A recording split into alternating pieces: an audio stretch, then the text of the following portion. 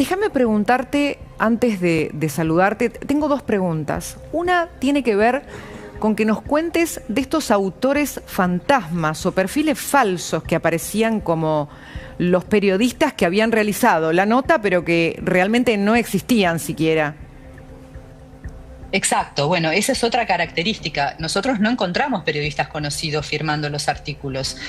Muchos artículos no estaban firmados y los que sí estaban firmados tenían o nombres desconocidos sobre los que no pudimos encontrar datos o en 4 casos pudimos sí reconstruir digamos, el armado de perfiles ficticios, como vos decías. Las fotos fueron tomadas de bancos de imágenes o generadas por inteligencia artificial, los nombres también son inventados, e incluso hasta las biografías. Algunos de ellos tenían doctorados, tenían títulos en tal o cual lado, que nosotros, bueno, logramos averiguar que no era cierto.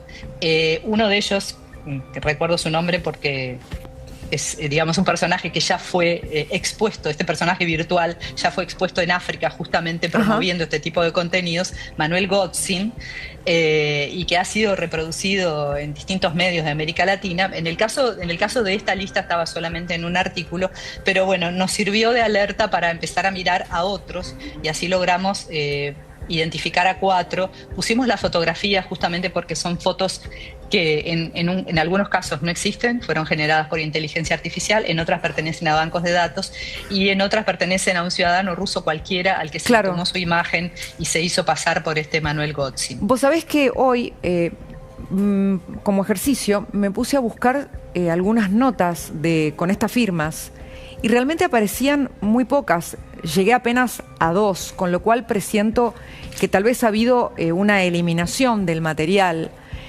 Pero al mismo tiempo lo que viene es la sensación de estar ante la primera línea. La primera línea pueden ser estos periodistas fantasmas o esta metodología por la cual tenían aceitado un sistema de infiltración.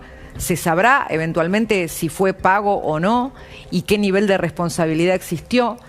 Pero me parece que acá vamos a entrar en una discusión donde por un lado va a estar la defensa de la libertad de expresión, pero por el otro, y la libertad de expresión digo que también es un derecho de los ciudadanos en cuanto al acceso a información veraz, y por otro va a estar, eventualmente depende de la investigación, porque el gobierno argentino dijo que piensa llegar hasta las últimas consecuencias, la línea detrás de esta primera fase, que es la de los autores falsos, los contactos que se abrían camino en una especie de agencia de noticias disfrazada hasta, de alguna manera, aceitar el ingreso de información a distintos sitios.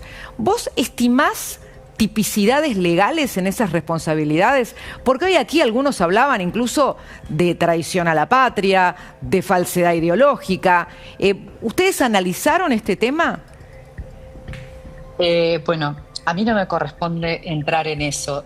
Lo que sí te puedo decir es que no tengo ninguna evidencia de que haya habido ni medios, ni editores, ni periodistas que supieran que estaban publicando contenido promocionado por un gobierno extranjero.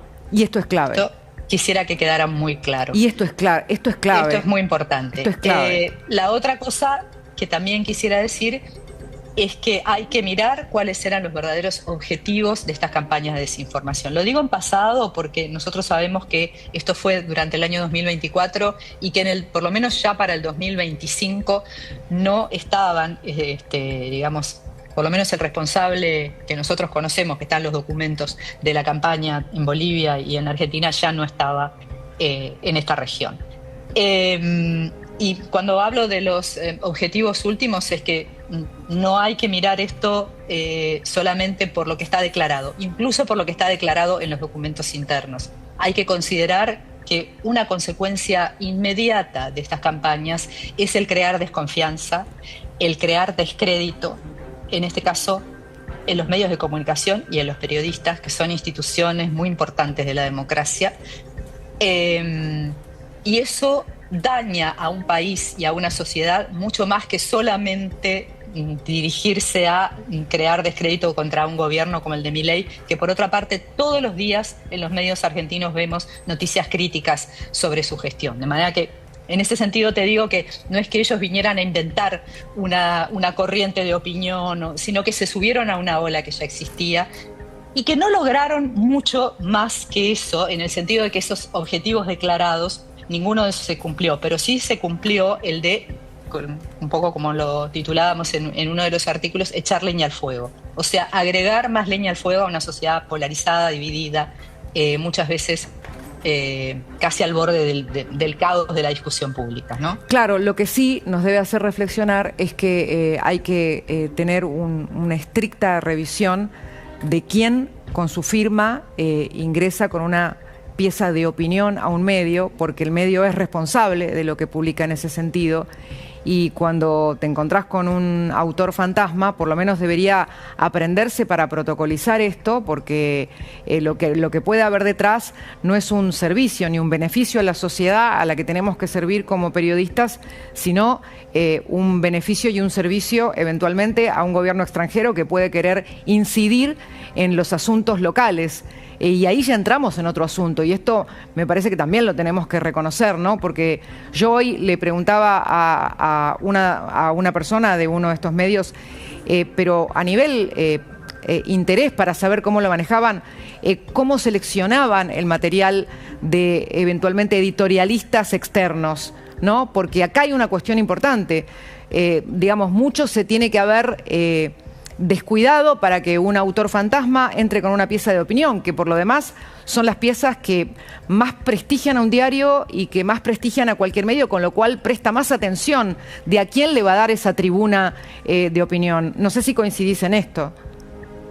Sí, quisiera solamente señalar que en esos 250 artículos sí había artículos de opinión, pero después había una especie de mezcolanza de artículos que mezclaban datos informativos, posturas editoriales, que sería bastante difícil definir el tipo. Claro. Yo creo que esto no es un problema solamente de los medios en Argentina, es un problema generalizado. Sí. La falta de identificación del contenido promocionado es un problema que también se da en muchos otros países, es un problema global, te diría, y yo creo que los rusos lo único que hicieron, digamos, medianamente bien, si se quiere, fue explotar esa grieta, esa falla, digamos, en cómo funciona el sistema para poder colar esos contenidos.